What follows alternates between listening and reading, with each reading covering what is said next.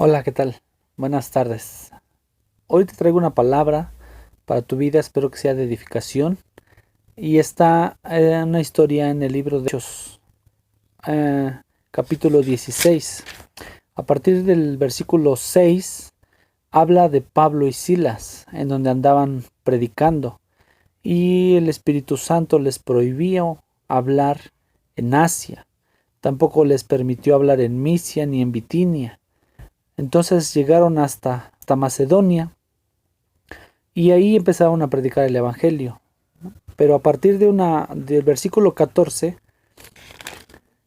empieza a decir que Pablo reprendió a una mujer que tenía un espíritu de adivinación. Cuando los dueños de esta mujer se percataron que dejó de darles ganancias,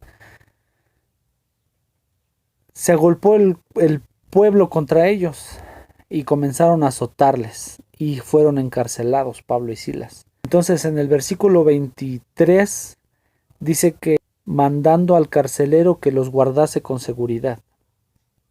Entonces, fíjese que un detalle muy importante es de que Pablo y Silas estaban conforme a la voluntad del Espíritu, porque él era el que los iba siguiendo, los iba guiando a través de las ciudades en donde prohibía o en donde él les decía que predicaran el Evangelio. Estaban bajo la voluntad de Dios.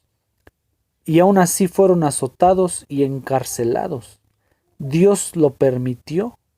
Dios permitió que a pesar de la voluntad, a pesar de la obediencia que ellos estaban teniendo, permitió que fueran azotados y encarcelados Pablo y Silas.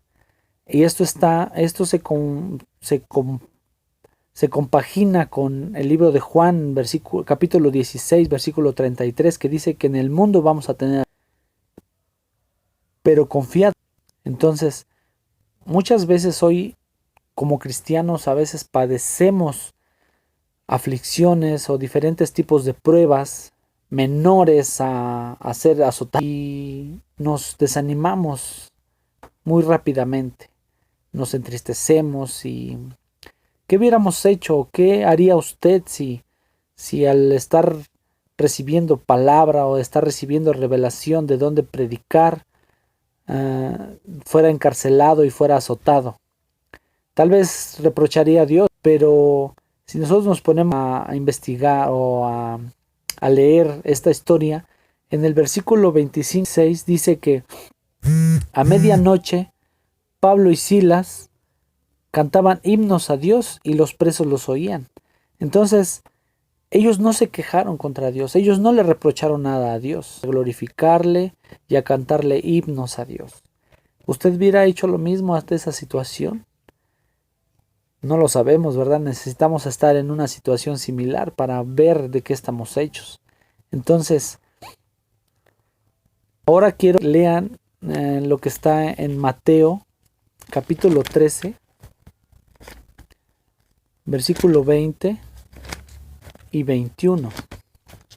Dice así.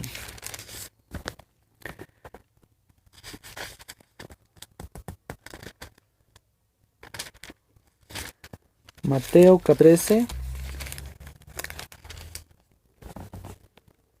dice, el que fue sembrado en pedregales, este es el que oye la palabra y al momento la recibe con gozo, pero no tiene raíz en sí, sino que es de corta duración, pues al venir la aflicción o la persecución por causa de la palabra, luego tropieza.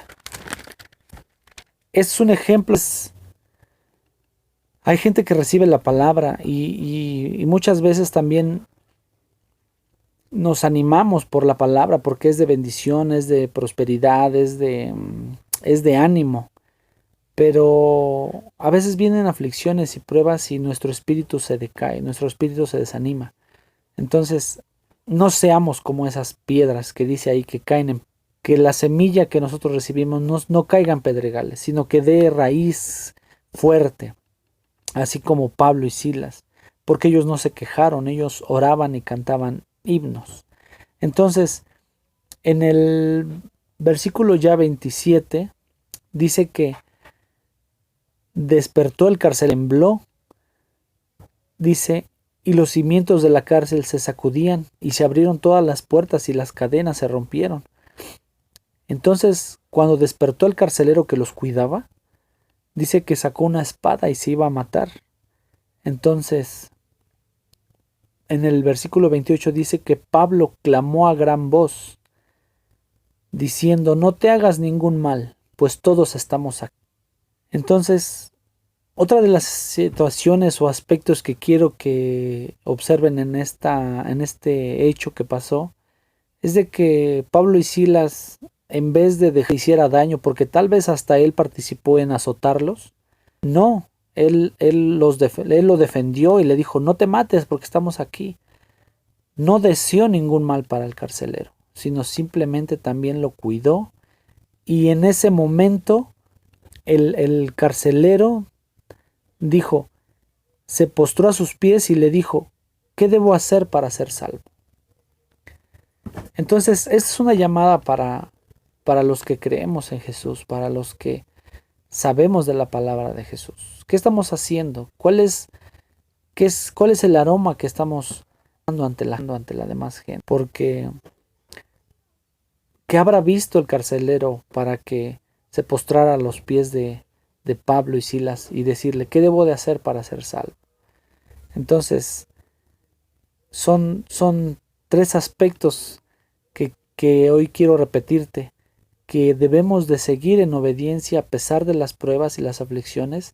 Debemos de obedecer la voluntad de Dios, porque recuerda lo que dice Mateo 7:21, que dice: no todo el que me dice Señor, Señor será salvo, sino el que haga la voluntad. El segundo es de que no debemos de pedirle cuentas, debemos de darle gracias a Dios y debemos de alabar su nombre, porque Él es santo y Él es soberano por sobre todas las cosas. Y el tercero, que cómo impactamos en la vida de los demás como cristianos. Mateo 5:16 dice que debemos de alumbrar nuestro camino ante los demás. Estamos dando. ¿Somos luz realmente para la gente que nos rodea? Esto es para ti. Que te agrade, te haya ayudado de alguna forma y sea de edificación. Vive en obediencia a pesar de la situación que estés pasando. No te quejes. Alábale. Dios es santo. Y tercero, que tu luz es un bonito día.